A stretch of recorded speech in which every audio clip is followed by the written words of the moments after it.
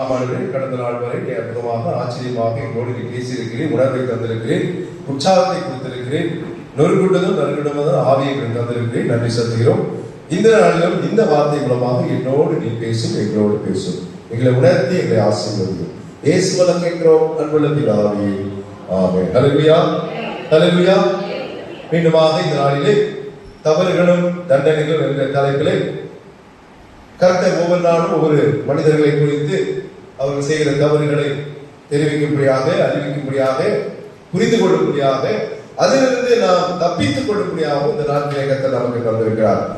ஆதாம் ஏவாளுடைய தவறு, காயினுடைய தவறு, லோத்தினுடைய தவறு, யாக்கோபுடைய தவறு, மோசேயினுடைய தவறு, பிலேயானுடைய தவறு, ஆகானுடைய தவறு, எப்தாவுடைய தவறு, சிம்சோனுடைய தவறு, நேற்றைய தினத்திலே ஏலி தீர்க்கதரிசியுடைய தவறுகளை குறித்து நாம் பார்த்தோம். இப்படியாக 10 நபருடைய வாழ்க்கையிலே அவர்கள் செய்த தவறுகளை நாம் பார்த்தோம். இப்படியாக இவர்கள் ஒவ்வொருவரும் ஒவ்வொரு விதமான தவறுகளை செய்து ஒவ்வொரு விதமான தண்டனைகளை வேதத்திலே நாம் அவர்கள் பெற்றுக்கொண்டார்கள் என்று நாம் அறிந்திருக்கிறோம். தேவனுடைய விருப்பம் என்ன? எனக்கு நான் காலையில் வந்த உடனே யோசிக்கிறேன், இவ்வளவு ஜனங்கள் நம்முடைய சபைக்கு ஞாயிற்றுக்கிழமை வராங்க, இன்னும் வராமல் இருக்கிற மக்களும் உண்டு. ஆனா இவ்வளவு பேர் நீங்க வெறுத்து தியாகம் பண்ணி, ஏன்னா இந்த நேரத்தில் நீங்க இன்னும் 1 மணி நேரம் நீங்க தூங்கலாம், ஆனாலும் கர்த்தருக்காக வார்த்தைகளுக்காக நீங்கள் வந்து ஒரு ஆர்வத்தோடு வந்து கொண்டிருக்கிற உங்களுக்கு கர்த்தர் இந்த நாட்களில் நிச்சயமாக ஆசீர்வதிப்பார். மாத்திரமல்ல, நம்மை உணர்த்தி நாம் செய்யக்கூடிய தவறுகளை ஆண்டவர் உள்ளிருந்து எடுத்து போடுவார். இப்போ தண்டனையிலிருந்து நாம் என்ன பண்ணுகிறோம்? தப்பித்துக் கொள்ளும்படியாக வேதாராய்ச்சிக்கு வருகிறோம். தேவன் நம்மிடத்திலே உண்மையை எதிர்பார்க்கிறார். தேவன் நம்மிடத்திலே பரிசுத்தத்தை எதிர்பார்க்கிறார். தேவன் நம்மை நம்முடைய பிள்ளையாக அவருக்கு கீழ்ப்படிந்து வாழ வேண்டும் என்று ஆண்டவர் விரும்புகிறார். ஆனால் நாம் இவைகளெல்லாம் மறந்து நாம் போன போக்கிலே வாழ்ந்து கொண்டிருக்கிறோம். ஆலயத்துக்கு வருகிறோம், வேதத்தை வாசிக்கிறோம், ஆனாலும் தவறுகளை நாம் செய்து கொண்டே இருக்கிறோம். அதன் மூலமாக நாம் அறியாமலே பல தண்டனைகளை நம்ம உலகத்தில் அறிவித்துக் கொண்டிருக்கிறோம். அவைகளுக்காக தான் இந்த தவறுகளும் தண்டனைகளும் தலைப்பிலே கர்த்தர் நமக்கு வார்த்தைகளை பகிர்ந்து கொண்டு வருகிறார். ஒரு ராஜா ஒருவர் இருந்தார். அவருடைய நல்ல தளபதி ஒருவர் இறந்து விட்டார். அப்போ அந்த நாட்டிலே தளபதியை தேர்ந்தெடுக்க வேண்டும். ஏன்னா ராஜாவுக்கு அடுத்தபடி இந்த நாட்டை காப்பாற்றுகிற பொறுப்பு அந்த தளபதிக்கு தான் உண்டு. அப்போ அவர் நிறைய வாலிபர்களை அழைத்து நிறைய போட்டிகளை வைக்கிறார். போட்டிகளை வைத்து அதுல 10 வாலிபர்களை தேர்ந்தெடுக்கிறார்கள். பலவிதமான போட்டிகள், எல்லா அறிவுக்கான போட்டி, பலத்துக்கான போட்டி, எல்லா போட்டிகளை வைத்து அந்த 10 பேரை தேர்ந்தெடுக்கிறார். எடுத்து கடைசியாக அவர்களை அரண்மனைக்குள்ள அழைத்து அவர்களிடத்தில் என்ன கொடுக்கிறார்? சில விதைகளை கொடுக்கிறார். சில விதைகளை கொடுத்து ஒரு மண் சட்டியையும் கொடுத்து, மண் இருக்கிற மண் ஜாடி விதை வந்து செடி வைப்போல அதையும் கொடுத்து, நீங்கள் போய்விட்டு ஒரு 6 மாதம் கழித்து 10 பேர் வர வேண்டும். யார் அதை பெரியதாக வளர்த்து வருகிறார்களோ அவர்கள் தான் என்னுடைய தளபதியாக உங்களை நான் வைத்துக் கொள்வேன் என்று சொன்னார். 10 பேரும் சென்று விட்டார்கள். அந்த நாள் வந்தது. 10 பேர் வருகிறார்கள். தங்களிடத்திலே ராஜா கொடுத்த அந்த செடியை அந்த மண்சாடியை எடுத்துக்கொண்டு வருகிறார்கள். எல்லாருடைய கரங்களிலும் செடி வளர்ந்து பெரிதாக இருக்கிறது. 10 பேர். ஆனால் ஒருத்தருடைய மட்டும் செடி காலியா இருக்கு, அப்படியே வரா. 10 பேர் அதை வைக்கிறாங்க. வச்சுட்டு முன்னாடி நிற்கிறாங்க ராஜா இடத்துல. அப்போ ராஜா சொன்னாரு, என்ன இது 9 பேர் செடி வளர்த்துருக்கீங்க, அதுல பெரிய பெரிய செடிகள் இருக்குது, ஆனா ஒரே மனிதன் மட்டும் அப்படியே வந்திருக்கிறானே, என்னப்பா ஒரு விஷயம், என்ன ஆச்சு அப்படின்னு. ராஜா, நான் எவ்வளவோ முயற்சி பண்ணினேன், அந்த மண்ணுல அந்த விதைகளை போட்டு வரும் வரும் வரும் வரும் என்று நான் பார்த்தேன், ஆனா என்ன ஆகல, வரவே இல்லை. நான் என்ன பண்ண, என்னால ஆன எல்லா முயற்சியும் நான் பண்ணிட்டேன்.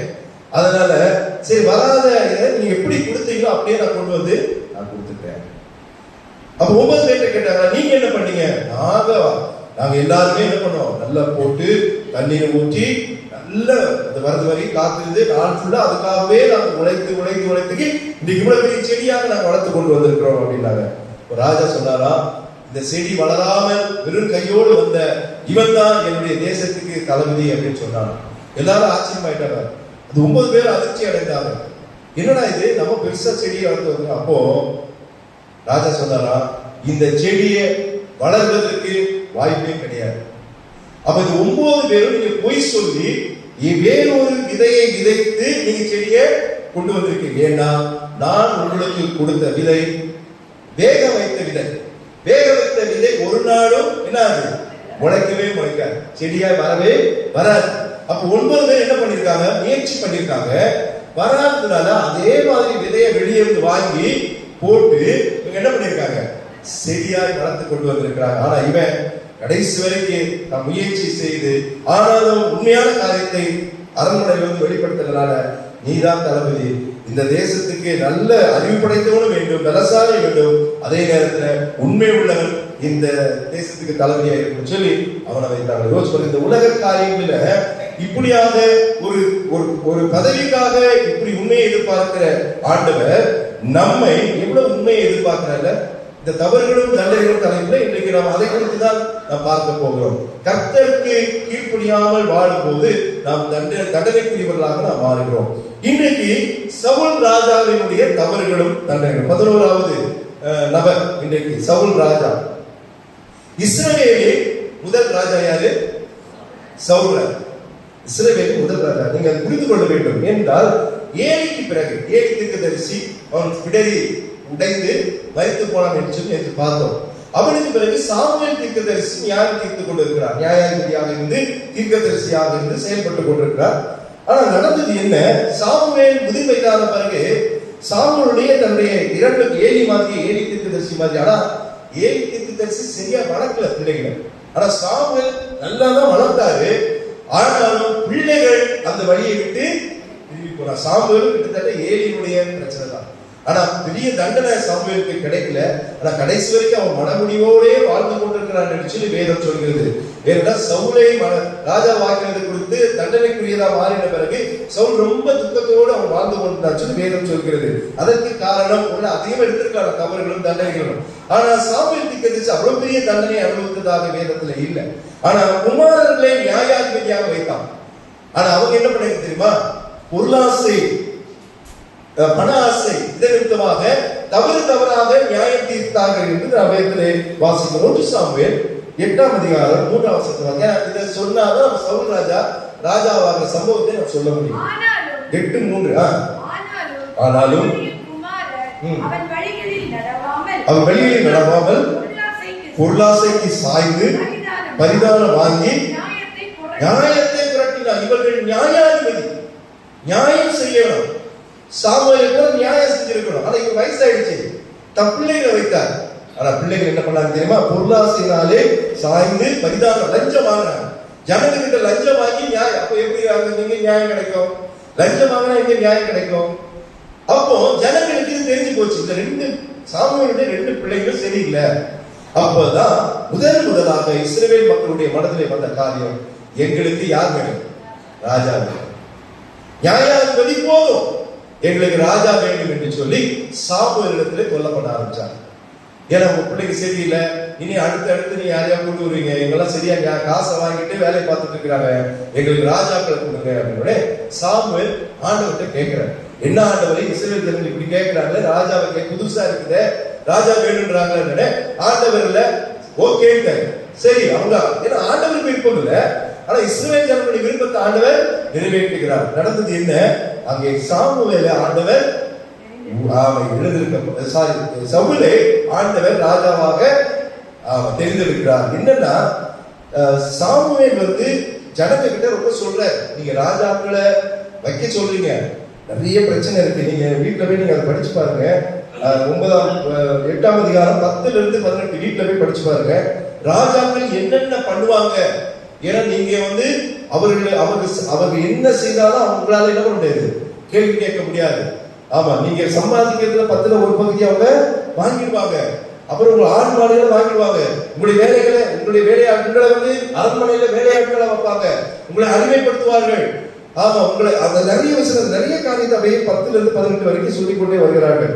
ஆனா வேதம் சொல்கிறது 8ஆம் அதிகாரம் 15ஆம் வசனத்தை வாசிங்க. 8:15. உங்கள் தானியத்திலும் இல்லமா 8:18 நீங்கள் தெரிந்து கொண்ட உங்கள் ராஜாவின் நிமித்தம் அந்நாளிலே முறையில் என்ன பிரச்சனை நீங்க தெரிந்து கொண்டீங்க, நான் ராஜாவை கொடுத்துருவேன். ஆனா அப்புறம் என்ன பண்ணுவீங்க, என்கிட்ட கம்ப்ளைண்ட் பண்ணுவீங்க, முறையிடுவீர்கள். ஆனாலும் கர்த்தர் அந்நாளிலே உங்களுக்கு செவி எடுக்க மாட்டார் என்றார். அப்ப ஜனங்க என்ன சொல்றாங்க பாருங்க. அப்போது சரி எங்களுக்கு ராஜாக்கள் வேணாம், நீங்க நல்ல நியாயாதிபதிகளை வச்சு ஆண்டவர்கிட்ட கேட்டு எங்களை ஒழுங்கா நியாய தீர்க்குன்னு சொல்லிருக்கலாம். ஆனா 19ஆம் வசனத்துல வாசிங்க, ஜனங்கள் சாமுவேல் சொல்ல கேட்க மனதில்லாமல் அப்படி அல்ல, எங்களுக்கு ஒரு ராஜா இருக்கத்தான் வேண்டும் என்று சொல்லி பிடிவாதமா இருந்தார். உடனே ஆண்டவர் என்ன பண்ணார், கர்த்தர் சாமுவேலை நோக்கி, நீ அவர்கள் சொல்லை கேட்டு அவர்களை ஆள ஒரு ராஜாவை ஏற்படுத்து என்றார். அப்பொழுது சாமுவேல் அவர்களை அனுப்பி வைத்தார் வாசிக்கிறார். அப்பதான் சவுல் அங்க நமக்கு ஏற்றி ஆகிறார். 9ஆம் வசனம் 9ஆம் அதிகாரம் 1ஆம் வசனத்தை வாசிங்க. பென்யமீன் கோத்திரத்தாரில் கீஸ் என்னும் பேருள்ள மகா பராக்கிரமசாலியான ஒரு மனுஷன் இருந்தார். பென்யமீன் கோத்திரத்தானாகிய அபியாவின் மகனான பெகோராத்திற்கு பிறந்த சேசோரின் புத்திரனாகிய அபியேலின் குமாரன். அடுத்து அவனுக்கு எவ்வளவு வம்சம் பாருங்க, பெரிய வம்சம். அதுவும் அந்த கீஸ் என்கிறவன் எப்படி இருந்தானா, மகா பராக்கிரமசாலி. அந்த வம்சத்துல வந்த அவனுக்கு சவுல் என்னும் பேருள்ள சௌந்தரியமான, அதாவது அழகான ஒரு ராஜா. யாரு? சவுல் ராஜா. நான் சொல்லலைங்க, ஆண்டவர் சொல்றாரு இந்த வார்த்தைய. இல்ல அப்ப எப்படி தேர்ந்தெடுக்கிறார் பாருங்க. சௌந்தரியம் உள்ள வாலிபனாகிய ஒரு குமாரன் இருந்தார். கவனிங்க, அவனுடைய எப்படி இருந்தாங்கிறத விவரிக்கிறாங்க. இஸ்ரவேல் புத்திரரில் அவனை பார்க்கிலும் இல்லை எல்லா ஜனங்களும்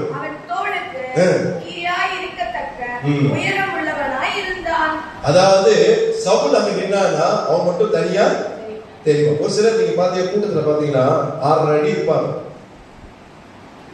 போய் நின்னோம்னா அவங்க தனியா எல்லா இடத்துலயும் என்ன பண்ணுவாங்க தெரியும். நீங்க பாத்துருக்கீங்களா? போனீங்கன்னா அவனை நம்ம எப்படி இருந்தாலும் நம்முடைய கண்கள் அவனை பார்க்கும். ஆண்டவர் நம்மளை மட்டும் பிள்ளமா படைச்சு 5 அடியில நிறுத்தி விட்டாரு, இவனை மட்டும் 6 அடியில வளர்த்து வச்சிருக்காரு. ஒரு பார்ப்போம்ல, இஸ்ரவேல் ஜனங்களுக்குள்ள இவனை மாதிரி உயரம் யாருமே கிடையாது, எல்லாரும் கீழே தான் இருந்தாங்க. இவ்வளவு பெரிய, அப்ப அப்படிப்பட்ட ஒரு ஆளதான் ஆண்டவர் ராஜாவாக தேர்ந்தெடுக்கிறார் என்று வாசிக்கின்றோம். சரி, இது சவுலுடைய காரியம் நிறைய பெரிய, அது ஒரு 1/2 மணி நேரத்துல சுருக்க முடியாது. சுருக்கமா அவனுடைய தவற சொல்லிடுற, தண்டனைகளை சொல்லிடுற. அவன் செய்த முதல் தவறு, ஒரு ராஜாவாக இருக்கிறான், நல்லாட்சி நடத்தி கொண்டிருக்கிறான், ஆண்டவருக்கு அவன் தேவ ஆவியை பெற்றவனாக அவன் ஆட்சி செய்து கொண்டிருக்கிறான்.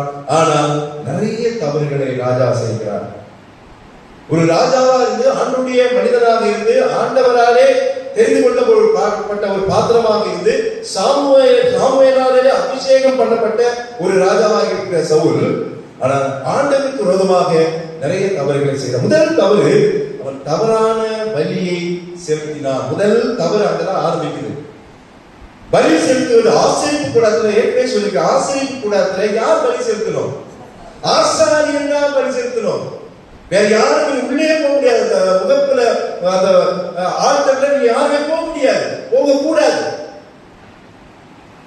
ஆனா இவன் என்ன பண்ணதுமா, நான் ராஜா, அதனால நான் அந்த பலியை செலுத்துவேன் என்று சொல்லி அவன் செய்கிறத பார்க்கிறோம். என்ன பிரச்சனைனா, அங்க இவன் சாமுவேலுக்காக காத்திருக்கிறான் பலி செலுத்தபடியாக.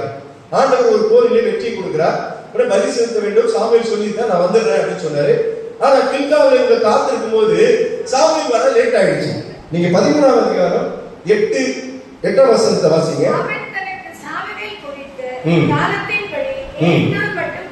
7 நாள் சாமுவேலுக்காக காத்திருந்தாங்க. யாரு? ஒரு ராஜா, சவுல் ராஜா சாமுவேல் தீர்க்கதரிசிக்காக எத்தனை நாள் காத்திருக்கிறாரு? அப்போ நமக்கு கொஞ்சம் அந்த இடத்துல, ஆமா இவரு ரொம்ப இல்ல, ஒரு ராஜாவை இவ்வளவு நாளா காக்க வைக்கிறது, வரேன்னு சொல்லிட்டு அவருக்கு அங்க என்ன வேலையோ, ஆண்டவர் அவருக்கு என்ன வேலை கொடுத்தாரோ நமக்கு என்ன தெரியும்? அவர் தீர்க்கதரிசி, இவர் ராஜா.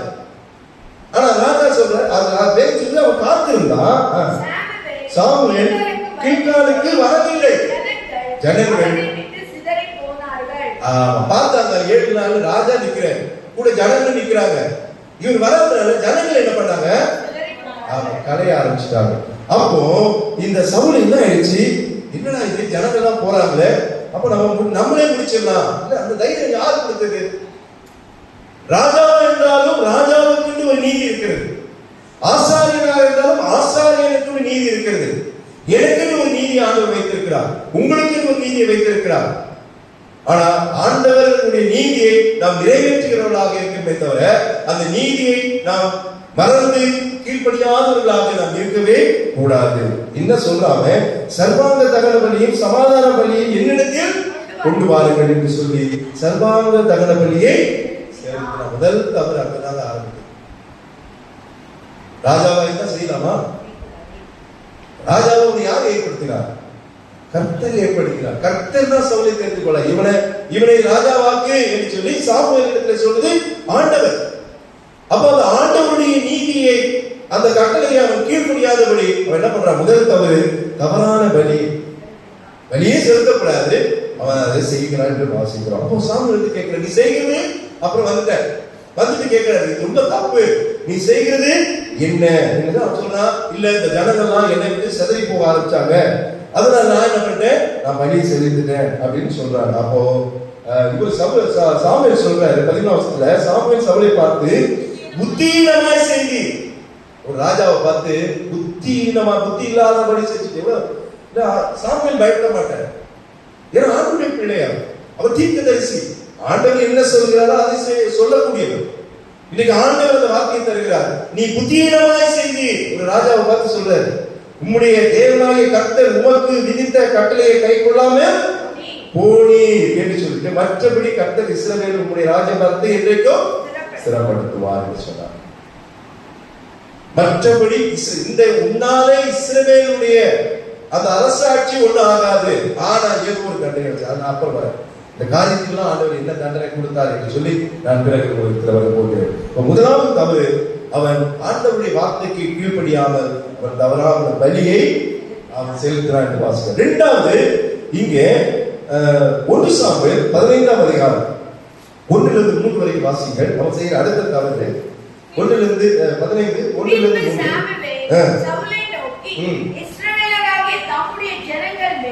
உம்மை ராஜாவாக அபிஷேகம் பண்ணுகிறதற்கு கர்த்தர் என்னை அனுப்பினாரே, இப்போதும் கர்த்தருடைய வார்த்தைகளின் சத்தத்தை கேளும். என்னன்னா சாமுவேல் சவுலை பார்த்து சொல்றார், இப்போது அமலேக்கியர் நமக்கு எதிராக வராங்க, நீங்க என்ன பண்றீங்க, அங்க போறீங்க, கர்த்தர் சொன்ன வார்த்தையை சொல்றாரு 3ஆம் வசனத்துல, இப்போதும் நீ போய் அமலேக்கை மடங்கடித்து அவனுக்கு உண்டான அண்டர்லைன் பண்ணி வச்சுங்க, அவனுக்கு உண்டான அந்த வார்த்தை தான். நம்ம மோசே கூட நம்ம பார்த்தோம், என்ன பெரிய தவறு செய்தார், வார்த்தையை கவனிக்கல, பேசுன்னு சொன்ன கண்களை பார்த்து 2 முறை அடிச்சுட்டார். அதனால ஒரு பெரிய தண்டனை, கானான் தேசத்துக்குள்ள அவரால போக முடியல. இது என்ன சொன்னாரு, நீ அமலேக்கியரை வெற்றி பெறும்போது நீ அங்க என்ன பண்ற, எல்லாவற்றையும் சங்கரித்து அவன் மேல் இரக்கம் வைக்காமல், நல்ல கவனிங்க, ஆண்டவர் இரக்கம் உள்ளவர். ஆனா ஆண்டவர் சொல்றாரு இந்த வார்த்தையை, நீ அமலேக்கியர் மேல என்ன பண்ணக்கூடாது, இரக்கம் வைக்க கூடாது, பாவெல்லாம் பார்க்காத. அப்ப அவங்களால இஸ்ரவேல் ஜனங்களுக்கு நிறைய கொள்ளைகள் உண்டு, அதனால இரக்கம் வைக்காமல் புருஷரையும் ஸ்திரீகளையும் பிள்ளைகளையும் குழந்தைகளையும் மாடுகளையும் ஆடுகளையும் ஒட்டகங்களையும் கழுதைகளையும் ஒன்று போட கடவா இருக்கிறார் என்று சொன்னார். இந்த கட்டளைக்கு அவன் என்ன பண்ணிக்கணும், கீழ்ப்படிக்கணும். ஆனா சவுலுக்கு ஒரு பழக்கம் இருக்கு. 14ஆம் அதிகாரம் 52 வசனத்தை வாசிங்க.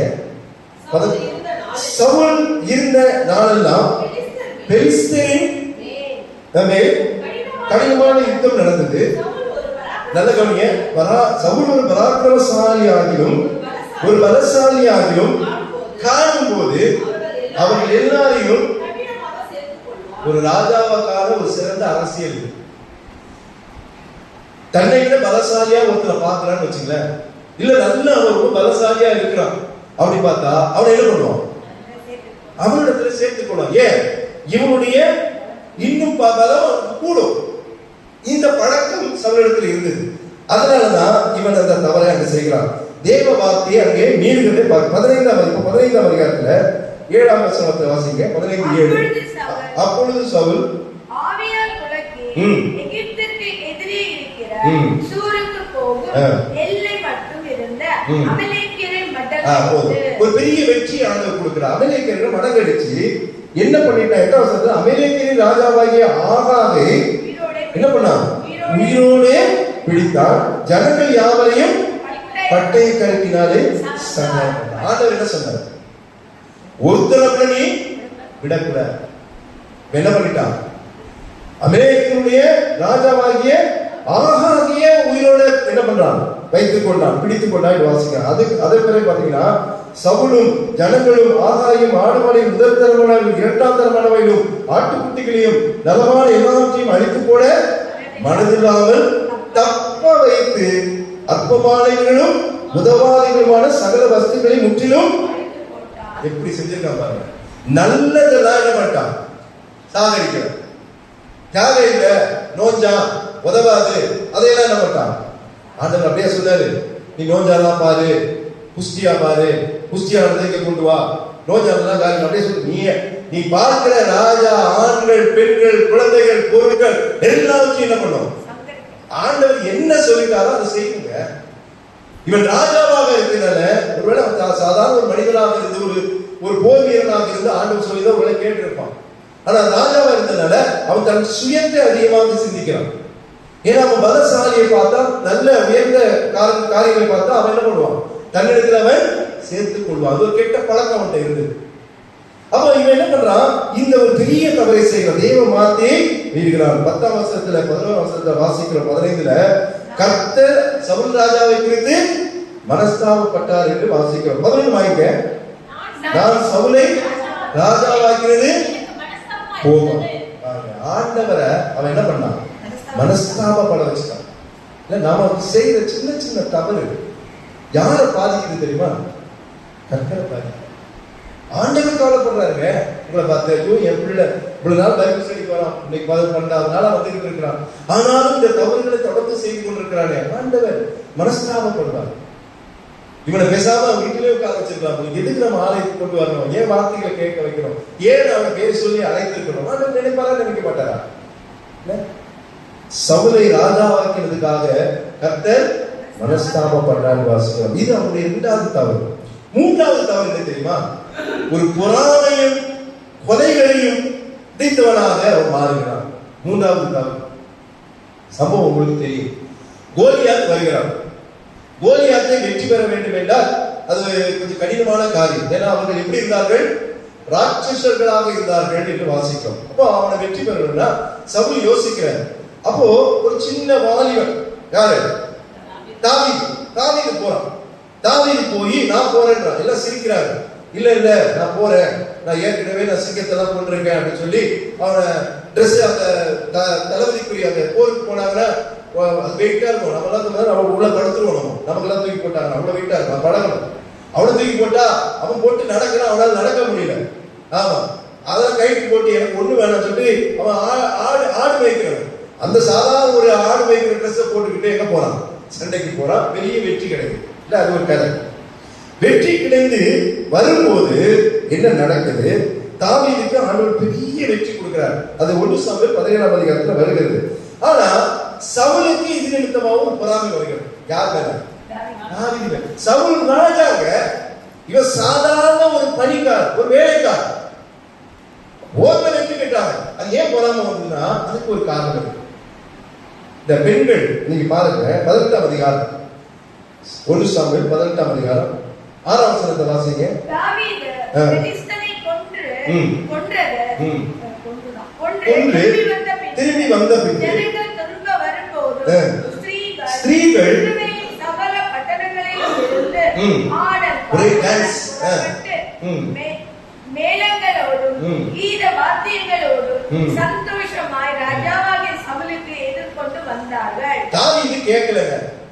தாவீதுக்கு வெற்றி கொடுத்தது கர்த்தர். தாவீதுக்கு எந்த விதத்துல அதுல அவன் யோசிக்கவே இல்லை. ஆனா இந்த பெண்கள் இருக்காங்க பாருங்க, தாவீது கோலியாத்தை ஜெயிப்பது பெரிய விஷயம், பெரிய வெற்றியை கொண்டுக்கா. அது காரணம் யாரு? தாவீது.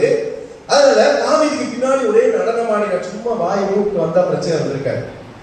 என்ன நடந்தது தெரியுமா? அவன் 7ஆம் வசனத்துல அந்த ஸ்திரீகள் ஆடி பாடுகையில் சவுல் கொன்றது 1000, தாவீது கொன்றது 10,000. யாராவது கேட்டாங்களா? யாராவது சொல்ல சொன்னாங்களா? இவங்க குரூப்பா இந்த வார்த்தை சொல்றாங்க. யாருமே அந்த இடத்துல இருந்தா கொஞ்சம் என்ன ஆகும்? கொஞ்சம் கஷ்டமா இருக்கும். அதுவும் ராஜா கொண்டது எத்தனை பேரு? 1000 தான். ஆனா தாவீது கொண்டது. இந்த வார்த்தை சவுல் காதுல எட்டின போதுதான் அவனுக்குள்ள முதல்ல என்ன வந்துச்சு? அந்த விசனத்தினால தான் அவனுக்கு என்ன வந்துச்சு? எரிச்சல். எப்படியா மாறிச்சு? பொறாமையா மாறிச்சு. பொறாமை கொலை செய்யும் அளவுக்கு கொண்டு போகும். சவுல் ஆண்டவராலே ஏற்படுத்தப்பட்டவர் தான், ஆண்டவராலே ராஜாவாக அழைக்கப்பட்டவர் தான். ஆனா அபிஷேகம் பண்ணினவர் சாமுவேல். அந்த வார்த்தை நீங்க மறக்கக்கூடாது. ரெண்டுக்கு வித்தியாசம் இருக்கு. அழைக்கப்பட்டாலும் அபிஷேகம் சாமுவேல் தான் பண்ணார். ஆனா தாவீதை ஆண்டவரே அபிஷேகம் பண்ணினார் வாசிக்கிறார். அதுலையா அதெல்லாம் இன்னைக்கு தாவீதின் குமாரன் என்று யார் சொல்றோம்? இயேசு கிறிஸ்துவை நம்ம சொல்லிக்கிறோம்.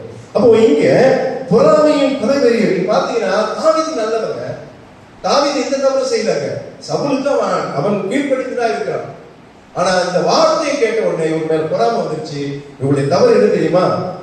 18:11 அப்பொழுது சவுல் தாவீதை சுவரோடே சேர்ந்து உருவ குத்தி போட ஈட்டி அவனே எரிந்தான் வாசிக்கிறான். ஆனாலும் தாவீது விலகி 2 தரம் அவனுக்கு தப்பினான். அவன் தப்புவதற்கு காரணம் என்னன்னா, தாவீதோடு யார் இருந்தார்?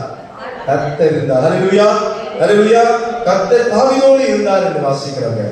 மூன்றாவது பெரிய தவறு, சவுல் தாவீதை பொறாமையினாலே கொன்று போன. இது ஒரு சம்பவம் இல்ல, நிறைய சம்பவம் நடக்குது. அப்ப எப்படியாவது இந்த தாவீதை கொண்டு விட வேண்டும் என்று சொல்லி சவுல் அவனுக்குள்ளே ஒரு பொறாமையை வரவழைத்துக் கொள்கிறான். அதற்கு காரணம் அந்த பெண்கள் தான், அந்த வார்த்தைகள் தான். அவன் கொண்டது 1000, இவன் கொண்டது 10000 சொல்லி ஒரு பொறாமை தீயை அங்கே எரிய விட்டார்கள். இவன் பொறாமை. 4வது பெரிய தப்பு என்ன தெரியுங்களா? ஆண்டவரை இவன் தேடாமல் குறி சொல்லுகிறவர்களை தேடினான். வேதம் சொல்கிறது யாரு? சவுல். ஆண்டவருடைய பிள்ளைகள் குறி சொல்லுகிறவர்களை நம்ம என்ன பண்ணக்கூடாது? தெரியும். நீங்க பீச்சில் போனீங்கன்னா அப்படியே நடந்து போனீங்கன்னா யார் தெரிஞ்சுப்பாங்க? இந்த குச்சியை வச்சுக்கிட்டு ஒரு அம்மா உட்காந்துருக்கோம். நானும் மெஸ்ஸி போயிட்டு இருக்கேன், பிள்ளைகளோட போயிருக்கேன்.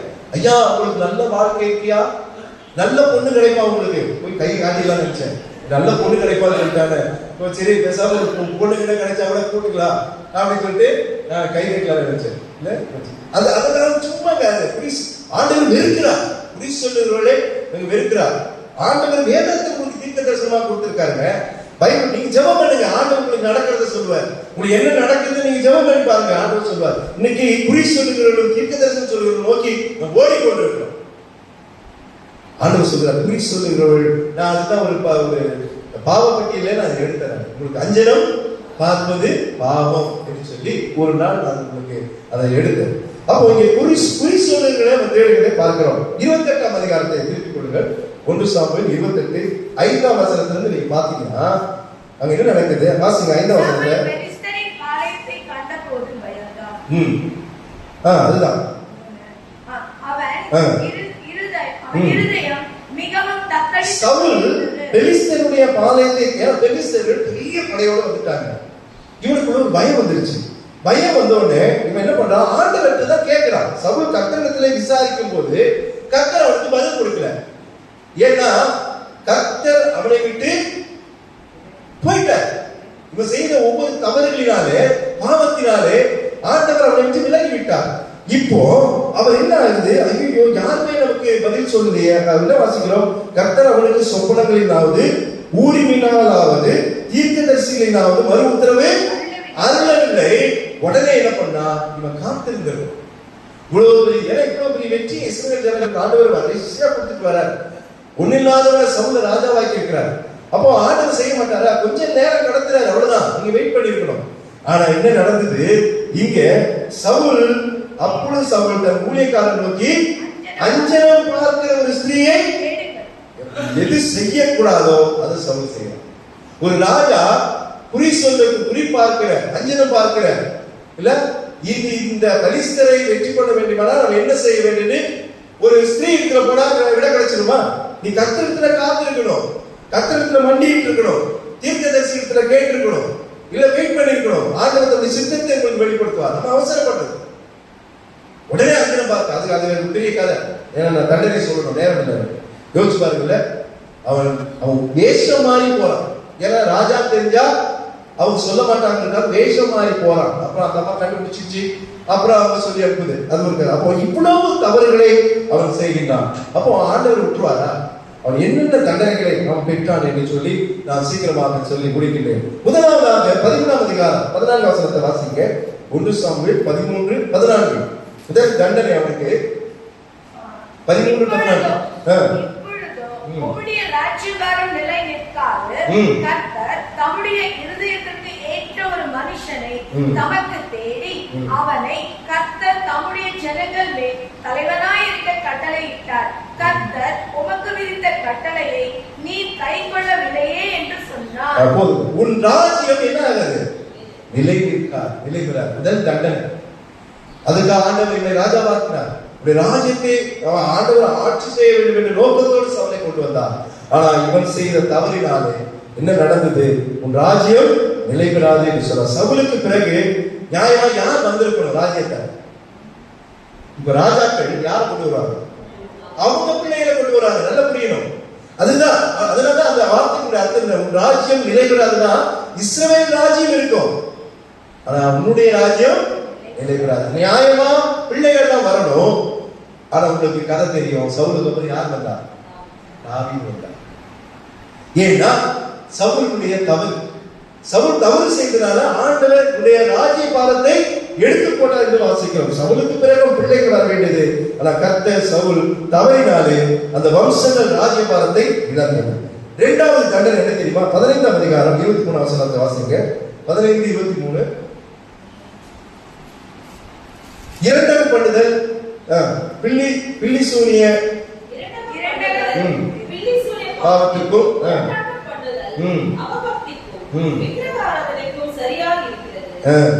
நீ கர்த்தருடைய வார்த்தையை புறக்கணித்தபடினாலே அவர் உம்மை ராஜாவா இராதபடிக்கு. இரண்டாவது அவருடைய வம்சம் நிலை பெறாத மாத்திரம் இல்லங்க, இவரே உன்னுடைய ராஜ்யம் நீயே என்ன பண்ணுவ? ராஜாவிலிருந்து தள்ளப்படுவார். எவ்வளவு பெரிய தண்டனை! ஒரு பார்க்கிறதுக்கு சின்ன சின்ன தவறுகளா தானே தெரியுது. ஒரு ராஜாக்கு இதெல்லாம் பெரிய தவறா? ஆனா ஆண்டவர் சொல்றார், உம்மை ராஜாவா இராதபடிக்கு நான் உன்னை புறக்கணித்து தள்ளினேன். நீ ராஜாவுக்கு லாய்க்கு இல்லை. எவ்வளவு பெரிய தண்டனை ஆண்டவர் கொடுக்கிறார் பாருங்க. நீ ராஜாவுக்கு லாய்க்கு இல்லை. மூன்றாவது, நமக்கு இந்த உலகத்துல எது இருக்குதோ இல்லையா, என்ன கேட்பீங்க நீங்க? நிம்மதியா இருக்கு சொல்லுவீங்களா, சொல்ல மாட்டீங்களா? என்ன பணம் காசு இல்லாம இருக்கலாம், எவ்வளோ இல்லாம இருக்கலாம், ஆனா ஆண்டவர் எனக்கு என்ன தரணும்? சமாதானத்தை கொடுக்கணும், நிம்மதி கொடுக்கணும். அந்த நிம்மதியை சவுல் ராஜா என்று வாசிக்கிறோம். நான் சொல்லல, வேதம் சொல்லுது. 16ஆம் அதிகாரம் 14 வசனத்தை வாசிங்க. 16-14. கர்த்தருடைய ஆவி சவுலை விட்டு எவ்வளவு பெரிய தண்டனை நான் சொல்லலாமே. ஏன் ஆண்டவர் அவனுக்கு செவி கொடுக்கலன்னா, கர்த்தருடைய ஆவியானவர் அவனிடத்திலிருந்து நீக்கிட்டார். இல்ல, அவன் தனி மனுஷன் ஆயிட்டான். முன்னாடி ஆண்டவர் அவனோடு இருந்தார், ஆண்டவருடைய பவர் இருந்தது. இப்போ இவன் செய்த ஒவ்வொரு தவறினாலே ஆண்டவர் அவனை விட்டு நீங்கினார். நீங்க அதை மட்டும் மறந்துடாதீங்க. யார் உங்களோடு இருக்கிறாரோ இல்லையாங்க, கர்த்தர் உங்களோடு இருக்கணும். அல்லேலூயா. ஆமா, கர்த்தர் உங்களோடு இருக்கணும். அவர் மட்டும் உங்களுக்கு விலகிட்டார்னா நாம ரொம்ப சாபத்துக்குள்ளாவதாக மாறிடும். ஆமா, நமக்கு நிம்மதி வராது, மன நிம்மதி வராது. தொடர்ந்து அதை வாசிங்க. பொல்லாத ஆவி அவனை கலங்க பண்ணி கொண்டிருந்தது. பாத்தீங்களா? அப்போ பொல்லாத ஆவி அவனை கலங்க பண்ணி கொண்டிருந்தது வாசிக்கலாம். அப்போ அவனுக்கு நிம்மதி இல்லை. ஆமா, யோசிச்சு யோசிச்சு யோசிச்சு யோசிச்சு எல்லா பழைய கதைகளெல்லாம் யோசிச்சு அவனுக்கு நிம்மதியே இல்லாமே போச்சு. அவனுடைய மன அமைதியை அவன் செய்த தவறினாலே அவன் இழந்து போகிறேன்னு சொல்றான். இப்போ இழந்து போனான்னு வாசிக்கும். கடைசியாக ஒரு ராஜா தற்கொலை செய்கிற அளவுக்கு பெரிய தண்டனை ஆண்டவர் அவனுக்கு கொடுக்கிறார். மரணம் அவனுக்கு 2 விதமா வருகிறது. உங்களுக்கு அது எவ்வளவு பேருக்கு தெரியுமோ தெரியாது. முதல்ல நம்ம ஒரே வார்த்தையில சொல்லுவோம், யார் அவனை வெட்டி கொண்டு போட்டாங்க? அமலேக்கியர். எந்த அமலேக்கியரை அவன் உயிரோடு பிடித்தானோ அந்த அமலேக்கியர் ஒருவன் தான் என்ன பண்றான்? சவுலை வெட்டி கொள்கிறான். ஆனா அதற்கு முன்னதாக ஒரு தற்கொலை முயற்சியை சவுல் ஏற்படுகிறார். என்ன நடக்குது வாசிங்க. 31ஆம் அதிகாரம் 1 சாமுவேல் 31ஆம் அதிகாரம் 3-4 வாசிங்க. சவுலுக்கு விரோதமாக யுத்தம் பலத்தது. வில்வீரர் அவனை கண்டு நெருங்கினார்கள். அப்பொழுது சவுல் வில்வீரனால் அதாவது ரொம்ப காயப்பட்டுட்டான். போர்ல பெலிஸ்தியர்கள் பறந்து கொண்டு வருகிறார்கள். இதுக்கு மேல அவனால் நிற்க முடியல. உடம்பெல்லாம் காயம், ரத்தம். ஆண்டவர் சண்டை போடாம வெற்றி கொடுப்பாருங்க. ஆனா இவன் தன்னுடைய ஆவியானவர் சவுலிடத்தில் இல்ல. அதனால என்ன நடக்குது அங்க? தொடர்ந்து வாசிங்க. அந்த விருத்த சேதனம் இல்லாதவர்கள் வந்து என்னை குத்தி போட்டு என்னை அவமானப்படுத்தாதபடிக்கு நீ உன் பட்டயத்தை உருவி என்னை குத்தி போடு என்றார். அதாவது தன்னிடத்தில் இருக்கிற அவனுக்கு கீழே இருக்கிற ஆயுதக்காரி சொல்றான், எனக்கு ரொம்ப முடியல, அவங்க வந்து என்னை வெட்டக்கூடாது, அந்த பெலிஸ்தியன் கையால நான் சாகக்கூடாது, நீ என்ன பண்ணி என்ன வெட்டி போட்டு. ராஜா சொல்றாரு, என்னால தாங்க முடியல, வேதனை தாங்க முடியல, அவன் கையால சாகக்கூடாது, வெட்டி போட்டுங்கிறாங்க. அவன் என்ன பண்ணிட்டான்?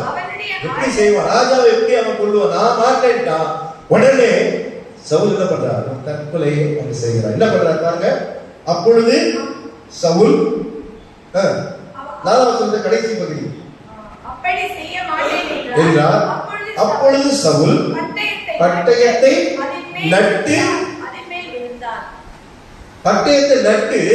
அதுல விழுந்துட்டான். அப்போ அது வயிற்றிலிருந்து சொருகி மேல வந்துருச்சு. அப்படி நடக்க. ஆனா அங்கு மறிக்கல. அதுதாங்க, அவன் மறிக்கல. ஆண்டவர் தண்டனை தான் நினைத்த காரியத்தை ஆண்டவர் கண்டிப்பா நிறைவேற்றுவாங்க. ஆமா, ஏன்னா அவன் மறிக்கல. ஒருவேளை பார்க்கிறவங்க என்ன நினைச்சாங்க? மறிச்சுட்டாங்கன்னு நினைச்சு வந்தாங்க. ஆனா ஒருத்தன் ஒரு அமெரிக்க தாவீது வந்து சொல்றான், நீங்க அதை வீட்டுல போய் படிச்சு பாருங்க. தாவீது வந்து சொல்றான், இந்த மாதிரி இந்த ராஜா துடிச்சிட்டு இருந்தாரு, எல்லாம் செத்துட்டாங்கன்னு போயிட்டாங்க, ஆனா அவர் சாகல. அதனால நான் என்ன பண்ணேன், அவரு துடிச்சிட்டு பார்க்க மனசு இல்லாம அவரை வெட்டி கொன்றே என்று சொல்றார். யாரு? ஒரு அமெரிக்க.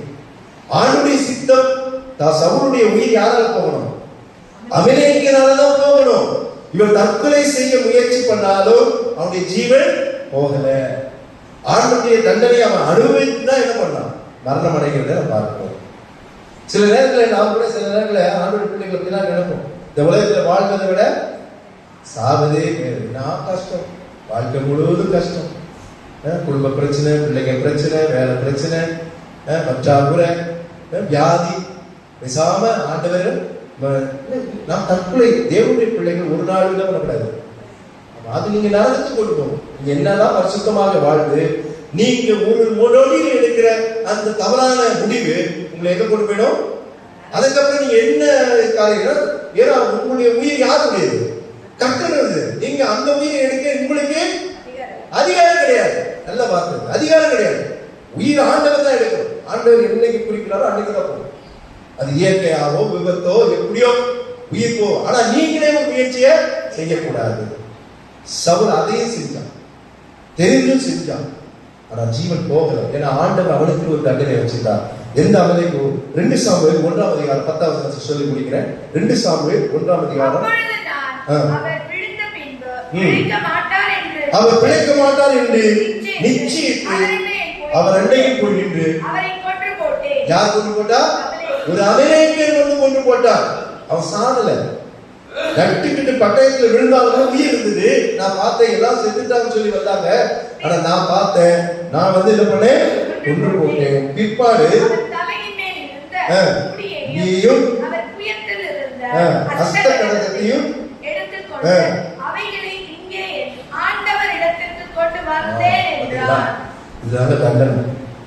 ராஜ்யத்தை இழந்தாங்க, வம்சத்தை இழந்தாங்க. வம்ச ராஜ்யத்தை அவன் இழந்தான். அவனையும் ஆண்டவர் நிராகரித்தார். மன அமைதியை இழந்து போனான். கடைசியில தற்கொலை முடிவுக்கு வந்து எந்த அமெரிக்கனை அவன் முடிக்க கூடாதுன்னு ஆண்டவர் சொன்னாரோ, விட்டு விடக்கூடாதுன்னு சொல்றான். அந்த அமெரிக்கனாலே அவனுடைய மரணத்தை ஆண்டவர் வைத்திருந்தார். சவுலுடைய வாழ்க்கையில் எப்படி வாழ வேண்டிய, எப்படி மக்களை ஆட்சி செய்ய வேண்டிய ஒரு ராஜா தவறுகளை செய்து, பாவங்களை செய்து, தண்டனைக்குள்ளாகி அவர் உலகத்தை விட்டு கடந்து போனார் என்று வாசிக்கிறோம். நம்முடைய வாழ்க்கையிலே நாம் ரொம்ப ஜாக்கிரதையாக இருப்போம். நம்முடைய வாழ்க்கையிலே சின்ன சின்ன தவறுகள் நமக்கு பெரிய தண்டனைகளை கொண்டு வரும். என்ற சவுலுடைய கதை பெரிய கதை.